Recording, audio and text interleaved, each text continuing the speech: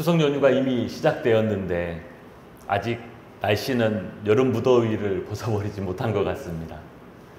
일기예보를 보니까 오늘, 내일 연휴가 끝나는 수요일까지 30도를 웃도는 무더위 낮 날씨가 계속되더라고요. 평범한 삶을 살아가는 우리에게도 이제는 지구온난화, 환경오염 이런 문제들이 갈수록 더 무겁게 느껴집니다. 유엔 아동기금, 우리가 알고 있는 유니세프가 내놓은 대기오염이 사람 건강에 끼치는 영향을 분석한 특별 보고서, 그 보고서의 제목이 지구 대기 상태 2024. 이 보고서에 따르면 전 세계에서 대기오염 때문에 매해 죽는 5세 이하의 어린이가, 매해가 아니죠, 매일 2,000명이 죽어간다고 합니다. 매년도 아니고 매일. 주로 아마 대기오염 그 하나만, 그 자체 때문에만은 아니겠죠. 대부분 그런 열악한 지역에 사는 어린아이들이라면 당연히 깨끗한 물이 없는 곳에서 수질오염 또는 적당한 영양을 섭취하지 못하는 영양실조, 이런 것들이 아마 복합적으로 영향을 미쳤으리라고 생각을 합니다만, 피해자 다수는 주로 아시아, 아프리카 지역에 분포하고 있고, 그 대기오염의 주요 원인들은 미세먼지, 오존, 이산화질소 같은 오염물질입니다. 사실 5세 이하의 어린아이라면 인종과 국적을 불문하고 참 얼마나 사랑스럽고 때묻지 않은 아이들입니까? 누가 보아도 마땅히 사랑받아야 하고 보호받아야 하고 꿈을 가지고 자라나야 하는 어린이들인데, 누군가 만들어 놓은 오염 때문에 일찍 그 피해를 당하고 생을 마감하게 된다고 합니다. 누군가 무책임하게 또 불법적으로 대기 중에 쏟아놓는 공해물질 때문에 자신이 원튼 원하지 않던 이 땅에 살고 있는 사람이라면 그 오염의 피해에서 자유로울 수 없습니다. 그 어린 아이들도 전혀 예외가 되지 못하는 것이죠. 나 죄 없어. 나 오염물질 방출한 적 없어. 나 그것과 무관해. 그렇지만 그 피해에서는 예외가 되지 못하지요. 환경오염이 지구상 모든 사람에게 영향을 미치듯 죄로 인한 이 세상의 오염 역시 모든 사람의 삶에 심각한 영향을 미칩니다. 이미 온 세상이 하나님을 떠나 죄에 빠져 있는 상황이기 때문에 온 세상이 죄로 신음하고 죄의 영향력 아래에서 그 피해를 함께 감당하게 됩니다. 나는 이런 피해를 당할 만한 죄, 이렇게까지는 죄 지은 적 없어 하는 사람도 예외가 되지 못하는 것이죠.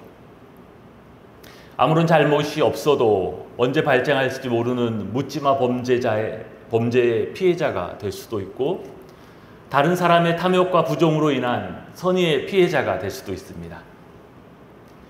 부모의 가난이나 학대 때문에 자신의 선택과는 무관하게 불행한 유년 시절을 보내기도 하고, 이 세상에 언제 닥칠지 모르는 경제위기나 전쟁으로 삶의 기반을 잃어버리는 경우도 있을 수 있습니다. 장애나 질병, 사망과 같은 것들은 본래 하나님이 이 세상을 창조하셨되 의도하셨던 것이 아니었습니다. 그러나 죄가 시작되고 또한 모든 사람이 죄를 범함으로 모두가 그 피해를 피할 수 없는 세상이 되었습니다. 죄 없는 어린아이가 대기오염의 피해에서 예외가 되지 못하듯, 때로는 우리는 이 죄악된 세상에서 정말 아무 죄 없어 보이는, 무고해 보이는 사람들도 이 세상의 죄악 때문에 고통받고 피해자가 되는 것을 보게 됩니다. 오늘 본문에서도 이 죄악된 세상 속에서 이러한 고통과 불행의 삶을 살아가는 한 사람이 등장하는데요. 그는 태어날 때부터 맹인, 시각장애인이었습니다. 오늘 일은 예수님이 예루살렘에서 성전을 중심으로 활동하시면서 사람들을 가르치시고 또 바리새인과 서기관들로 대표되는 유대 지도자들과 논쟁을 하시던 때였습니다. 그때 예수님께서 길을 가는 중에 한 사람을 보셨습니다. 아마 주목하여 한참을 보셨던 것 같습니다. 그는 태어나서 한 번도 빛을 본 적이 없는 날 때부터 시각장애를 가진 사람이었습니다. 앞을 볼 수가 없으니 그가 할 수 있는 일이라고는 사람들이 모이는 성전 주변에서 구걸을 할 수밖에 없었습니다. 그래서 이미 어느 정도 예루살렘 사람들에게는 그가 누군지, 그가 어디에서 늘 구걸을 하는지, 그가 시각장애를 날 때부터 가지고 있었다는 것을 어느 정도 알고 있었던 것 같습니다.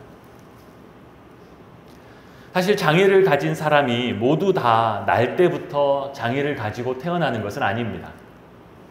날 때부터 장애를 가지고 태어난, 즉 선천적인 장애인이 있고, 또한 정상적으로 평범한 삶을 살아가다가 갑자기 닥친 사고나 질병 때문에 후천적으로 장애를 얻는 경우도 있습니다. 좀 시간이 지났지만 2005년도에 발행된 장애인 실태조사의 결과를 보면요, 여러분, 장애인의 89%가 열이면 9이 후천적인 장애인이라고 합니다. 놀랍죠? 열이면 9이 원래는 정상인이었는데 갑자기 사고를 당하거나 아니면 어떤 질병 때문에 장애인이 된다는 것이죠. 나머지 한 11% 정도만 선천적으로 태어날 때부터 장애를 가지고 태어난다고 합니다. 그러니 장애인이 아주 특별한 사람이라기보다는 사실 평범한 사람도 일상적인 삶을 살아가다가 갑자기 어떤 재난과 불행이 닥치면 누구든지 장애를 가진 사람이 될 수 있다는 것이죠. 장애 자체가 실은 할 수만 있으면 겪지 않는 것이 최선이죠. 정말 겪지 않는 것이 최선입니다.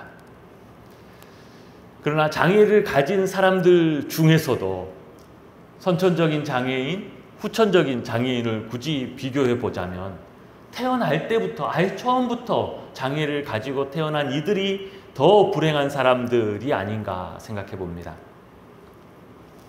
오늘 이 태어날 때부터 소경된, 맹인된 이 사람을 예수님께서 주목하여 보고 계실 때 옆에 있던 제자들이 예수님과 예수님을 보고 계신 그 장애인을 같이 보면서 이렇게 질문을 합니다. 오늘 본문의 2절 말씀인데요. 제자들이 물어 이르되 랍비여, 이 사람이 맹인으로 난 것이 누구의 죄로 인함이니까? 자기니까? 그의 부모니까? 유대인들은 사람이 당하게 되는 모든 불행이나 질병을 죄에 대한 심판으로 굳게 믿었습니다. 하나님이 그 사람을 징벌하셨다는 것이죠. 왜요? 무엇인가 죄가 있기 때문에. 숨겨놓은, 더러는 사람에게 드러나지 않는, 그러나 하나님은 알고 있는 심각한 죄가 있기 때문에 그가 그런 재난과 심판을 받았다라고 믿었습니다. 그러니 제자들도 그 맹인을 보고서 이 질문을 너무나 자연스럽게 던진 것이죠. 이 사람이 이렇게 맹인된 것이 누구의 죄 때문입니까? 이 질문은 사실 이 맹인된 사람의 입장에서는 지금까지 수도 없이 들었던 내용이었습니다. 왜냐하면 그를 보는 사람들마다 할 말 없으면 자기들끼리 수군거리는 말이 늘 이것이었거든요. 무슨 죄가 있어서, 도대체 무슨 흉악한 죄를 숨기게 있길래, 너네 부모들이 무슨 삶을 살았기에 너에게 이런 큰 재앙이 있느냐. 제자들의 질문에 누구의 죄 때문입니까? 자기 본인 당사자 때문입니까? 그의 부모입니까? 보통은 그 재난과 고통을 당하는 당사자의 죄 때문입니다. 그런데 제자들이 그 사람의 죄라고만 질문을 하지 않았던 이유가 무엇이냐면 이 사람은 태어나면서부터 맹인이었습니다. 즉 그가 세상에 태어나서 그 어떤 죄를 행하기도 전에 이미 그는 이 고난을, 이 불행을 갖고 태어난 것이죠. 그러니까 그의 죄라기보다는 그의 부모의 죄가 아니겠는가라고 생각해 본 것이죠. 이 맹인의 입장에서 한번 생각해 봅시다. 이 맹인은 자신이 태어나서 뭔가 말귀를 알아듣기 시작할 때부터 이 죄, 누구의 죄인가? 도대체 무슨 죄를 지었길래, 무슨 흉악한 죄를 숨기고 있길래 이런 말들을 수도 없이 들었을 것입니다. 지금까지 얼마나 오랫동안 사람들이 무심코 던지는 이 질문으로 이 맹인은 수없이 2차 가해를 당했을까요? 자신의 이 맹인된 것을 부둥켜 안고 살아가는 이 자체도 너무나 힘든 일인데 모든 사람들이 도대체 무슨 죄를 지었길래, 무슨 죄를 숨기고 있길래 라고 손가락질하고 멸시하고 천대하는 것을 겪으면서 살아가야 했습니다. 불행을 당하는 사람에게 죄 때문이라고 말하는 것은 그가 어떤 장애를 가졌건 어떤 사고를 당했건 어떤 인생의 고난을 당하고 있던 간에 불행을 당하고 있는 사람에게 죄 때문이라고, 무슨 죄가 있기 때문에 그러냐고, 혹시 죄가 있지 않나 돌아보고 회개하라라고 말하는 것은 눈물을 흘리고 있는 그 사람에게 내가 불행한 사람이기만 한 것이 아니라 너는 나쁜 사람이라고 비난하는 것과 똑같습니다.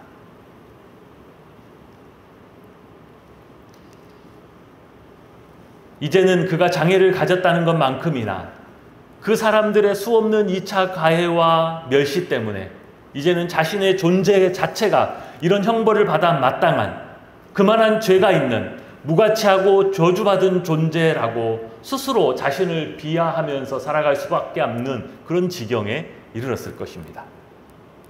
그래, 또 저 소리구나. 누구의 죄인가? 그래, 아무튼 분명히 죄가 있으니 내가 알 수는 없지만 이만한 죄가 있으니 내 불행이 이렇게 닥쳐왔겠지. 내가 그렇게 뭘 잘못했던가? 내 부모는 뭘 그렇게 잘못했던가? 나라는 사람이 참 세상에 존재하지 않았더라면 더 좋았을 뻔하였다라는 이런 마음이었을 것입니다.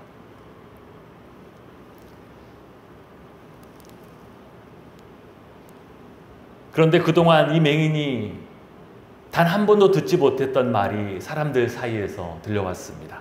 오늘 3절 말씀에 보면 그 제자들의 질문에 예수께서 대답하시되 이 사람이나 그의 부모의 죄로 인한 것이 아니라, 죄 때문이 아니다, 그의 죄도 아니고 그의 부모의 죄도 아니다라는 말이 들려왔습니다. 지금까지 단 한 사람도 그렇게 말해준 사람이 없었습니다. 그러나 저 군중 속에서 그 누군가가 이 사람이나 그 부모의 죄 때문이 아니다라고 분명하게 말씀하셨습니다.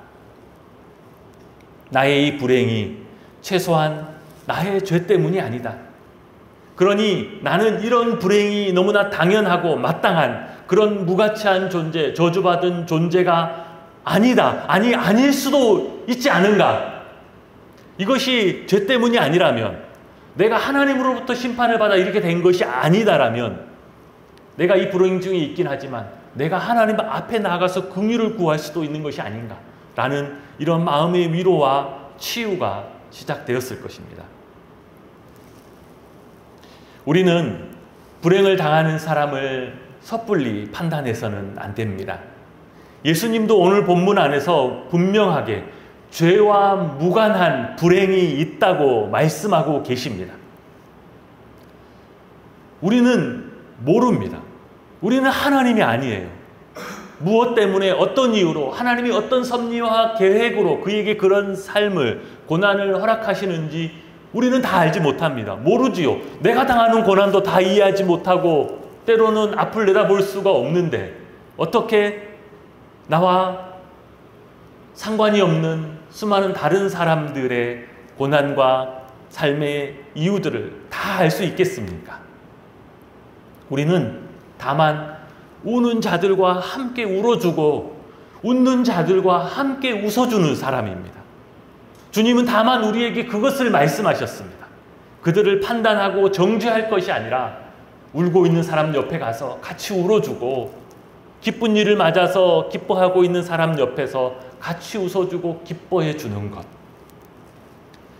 예수님처럼 그들을 불쌍히 여기고 그들을 위로하고 그들에게 소망을 불어넣어 주는 것입니다.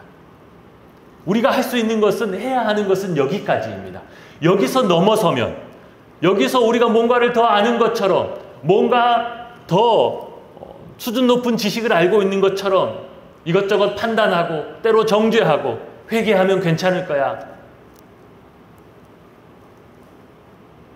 우리가 넘지 말아야 될 선을 넘어서게 되면 우리는 언젠가 반드시 그 말과 그 행동에 책망을 받게 될 것입니다. 예수님은 이제 이 맹인을 통하여 하나님이 하시는 일을 드러내고자 그를 치유하시기 시작합니다. 그런데 오늘 본문을 보면서 우리가 적잖이 당황스러운 것이 이 맹인을 치료하시는 예수님의 치유법입니다. 예수님의 치유 비법, 비법이라고 해야 될 것 같아요. 흔치 않은 굉장히 당황스러운 방법을 사용하고 계십니다. 예수님은 그동안 다양한 방법으로 병자들을 고치셨습니다. 병자들의 몸에 직접 손을 대시거나 안수하여 고치시기도 하셨고, 때로는 말씀으로 선포하시고, 때로는 질병을 꾸짖어 내쫓아 고치시기도 하셨습니다. 그 과정에서 당사자나 또는 그를 위해 구하는 중보기도자들의 믿음을 보시고 고쳐주시기도 하셨죠. 그런데 오늘 본문에 나타난 예수님의 치유 방법은 굉장히 독특합니다. 6절 말씀부터 보면요, 이 말씀을 하시고 땅에 침을 뱉어 진흙을 이겨 그의 눈에 바르시고 이르시되 실로암 못에 가서 씻으라 하시니, 예수님의 비법이 무엇이었냐면요, 그 맹인을 그 앞에 세우시고 갑자기 땅에 침을 뱉어 진흙을 이기셨습니다. 여러분, 침 조금 뱉어서 진흙이 이겨지겠습니까? 있는 침 다 모아서 뱉어가지고 그것도 모자라서 몇 번을 더 뱉어내서 침을 이렇게 이기면, 흙도 지저분하지만 침을 뱉어서 이기면 그게 얼마나 지저분하겠어요. 그 침을 몇 차례 뱉어서 그 지저분한 진흙을 이긴 다음에 가뜩이나 소경되고 맹인된 그 사람의 눈에다가, 제대로 뜨지도 못하는 그 눈에다가 이렇게 발라주셨습니다. 눈 주변에 바르고 동그랗게 크게. 지저분하기도 하고 기분이 나쁘기도 하고 사람들 보기에 좀 우스워 보이기도 합니다. 이미 웬만한 사람은 그가 앞을 못 보는 소경인 거 다 알고 있어요. 그런데 가뜩이나 소경된 사람의 눈에다가 그 지저분한 걸로 눈에다가 동그랗게 이렇게 크게 발라주니, 그것도 침으로 이긴. 여러분, 침 냄새가 있잖아요. 침으로 어디에 발라놓거나 무언가를 하면 그 비릿한 침 냄새가, 자기 침도 때로는 아유 지저분해 그러는데 남의 침은 오죽하겠습니까? 그리고서는 그 눈에 바른 진흙을 지금 여기서 씻지 말고 실로암 연못에 가서 씻으라고 하셨습니다. 여러분, 예수님 당시에 예루살렘의 지도를 한번 봐보겠습니다. 예수님 당시에 예루살렘의 지도를 보면, 예수님은 예루살렘을 방문하시면 항상 성전과 성전 주변에서 활동하셨습니다. 아마도 추측컨대 이 맹인을 만난 것도 성전이나 성전 주변 어디였을 것입니다. 그리고 성전에서 실로암 연못은 지도에서 보는 것처럼 그렇게 가까운 곳이 아니에요. 한참을 걸어 내려가야 하는 상당히 떨어진 곳입니다. 여기서 씻지 말고 거기까지 내려가서 거기서 씻으라는 것입니다. 그러면 여러분, 앞이 보이지 않는 맹인이 빨리 갈 수 있을까요? 여러분, 뛰어다니는 맹인 본 적이 있습니까? 그런 사람은 없습니다. 맹인은 뛰어갈 수가 없고 자연스럽게 보통 사람처럼 걸어가는 걸음도 걸을 수가 없어요. 왜요? 앞이 보이지 않기 때문이죠. 맹인은 일단 항상 자세가 엉거주춤할 수밖에 없어요. 넘어질 수도 있다라는 것, 무언가가 내게 갑자기 부딪혀 올 수도 있다라는 것을 항상 걱정하고 준비하면서 움직여야 되기 때문입니다. 그렇지 않고 있다가 갑자기 무언가에 발에 걸려 넘어지거나 무언가가 갑자기 부딪혀 오면 넘어져서 크게 다칠 수 있기 때문이죠. 어쩌면 그의 그동안의 삶이 늘 그렇게 부딪히고 넘어지고 깨지는 것이 그의 인생이었을 것입니다. 소경은 그 엉거주춤한 자세로 손을 앞으로 내밀어서 더듬어야 합니다. 더듬어서 자기 앞에 아무것도 거리는 것이 없음을 한 걸음 한 걸음 그 엉거주춤한 자세로 더듬어야 내려갈 수 있는 사람이지요. 그러면 예수님이 치유하시는 그 비법이라는 것이 무엇입니까? 그 소경에게 그 지저분하고 그 우스운 모습을 하고서 멀리 떨어진 실로암 연못에까지 그 엉거주춤한 자세로 앞을 더듬으면서 퍼레이드를 하라는 것입니다. 그 모습은 마치 사람들 보는 앞에서 일부러 나 소경이요, 나 눈이 안 보이는 사람이요 이렇게 외치는 것과 똑같습니다. 사람들이 보고서 뭐라고 하겠습니까? 아이고 누가 소경인지 모를까 봐 아이고 눈에다가 저 진흙까지 바르고 그래 아이고 자랑이다. 앞에 안 보이면 가만히 앉아서 어디서 구걸이나 할 것이지 저렇게 앞을 더듬으면서 도대체 어디를 가는 것인가. 참 살다 내가 별사람 다 보네. 참 가지가지하네. 이런 평가들을 서로 수군대고 웃으면서 하지 않았겠습니까? 그러면 예수님이 왜 이렇게 행하고 계시는 걸까요? 왜 그냥 말씀만으로 그냥 안수하여서 그냥 그 자리에서 씻어서 하지 않고 그 맹인된 눈에 그 진흙을 더 우습게 발라서 그 실로암까지 가게 했을까요? 예수님이 하시는 일은 소경을 더욱 소경되게 하는 것입니다. 앞을 보지 못하는 사람에게 자신이 앞을 보지 못하는 사람임을 더욱더 드러내라고 말씀하고 계십니다. 그동안 수없이 상처받은 사람에게 그 상처와 그 상처의 고통을 숨기지 말고 드러내고 아프더라도 그것을 대면하라고 말씀하고 계십니다. 오늘 사도 요한은 예수님이 그 맹인을 보내신 그 실로암 연못에 관하여 의미심장한 설명을 덧붙입니다. 오늘 7절 하반절에 보면 이렇게 나와 있죠. 실로암은 번역하면 보냄을 받았다는 뜻이라. 이에 가서 씻고 밝은 눈으로 왔더라. 그는 예수님의 말씀대로 그 연못에 가서 그 진흙을 씻었고 그 진흙을 씻어내자마자 놀랍게도 태어나서 단 한 번도 경험하지 못했던 빛이 자기의 눈 안에 비춰옴을 깨달았고 온 세상을 보기 시작했습니다. 그러면 여러분 실로암 연못에 특별히 안과 질환에 아주 특효가 있는 무슨 성분이 있다는 것입니까? 그러면 예루살렘에 있는 모든 맹인들 이제 다 실로암에 가서 씻어라. 그러면 다 그냥 가서 씻기만 하면 다 나을까요? 그것은 아닐 것입니다. 예수님의 말씀에 대한 그의 그 순종이 그 치유를 낳았을까요?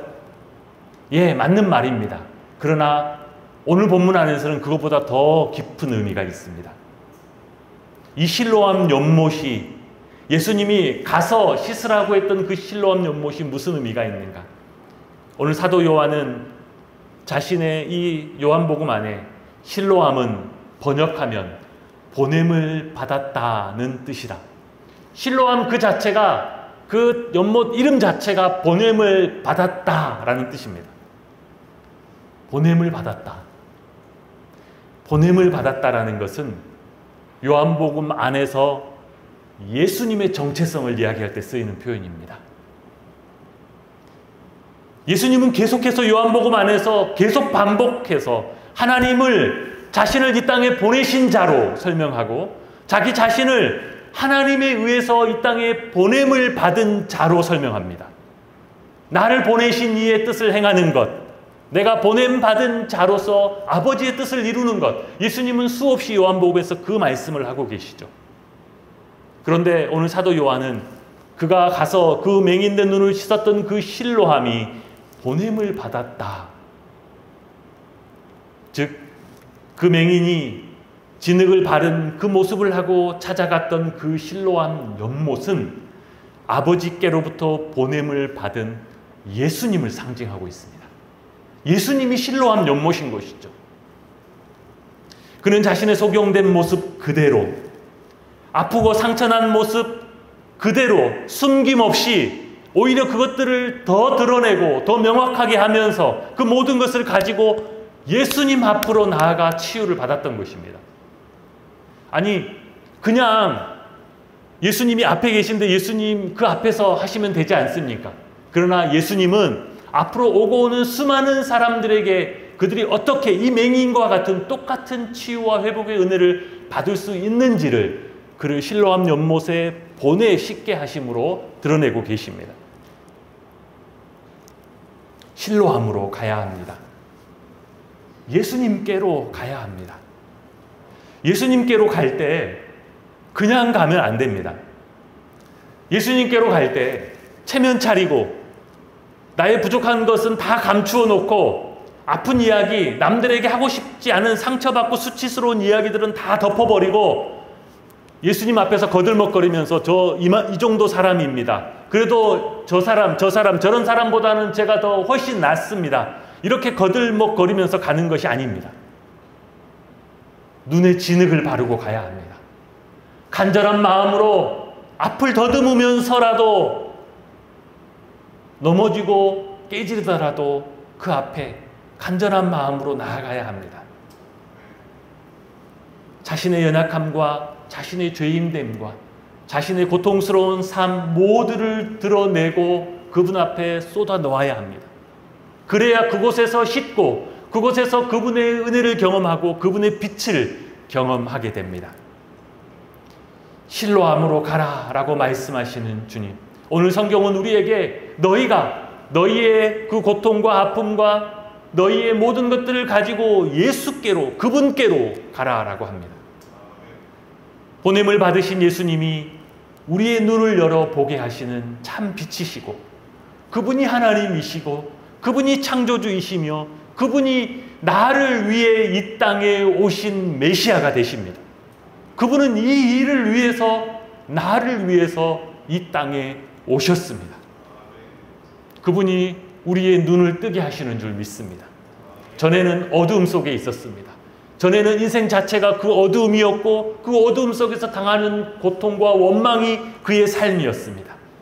그러나 예수님께서 그의 빛이 되시고 그가 세상을 보기 시작하면서 이제 새로운 삶을 살아가기 시작합니다. 예수님께로 가면 우리의 눈이 뜨게 됩니다. 그리스도를 깨달아 알게 됩니다. 그분이 참 영광의 하나님이시오, 그분이 나를 위해 오신 메시아라는 것을, 내가 아무 두려움 없이 그분 앞에 뛰어 달려갈 수 있다는 것을 깨닫게 됩니다. 영원한 하나님의 나라를 보게 됩니다. 어쩌면 여전히 상처와 죄와 영향력 아래의 이 세상을 조금 더 살아가야 하지만, 그러나 눈을 뜬 이후로는 이제는 똑같은 세상을 찬송하면서 살아갈 수 있게 됩니다. 감사하면서 살아갈 수 있게 되고 믿음으로 살아갈 수 있게 되고 사명을 가진 자로서 살아갈 수 있게 됩니다. 바라기는 저와 우리 모든 성도님들이 예수께로 내가 가진 모든 것들을 가지고 예수께로 나아가서 우리의 눈을 열어 새로운 것들을 보게 하시고 새로운 삶을 살게 하시는 그 은혜를 충만히 누리실 수 있기를 주님의 이름으로 축복합니다.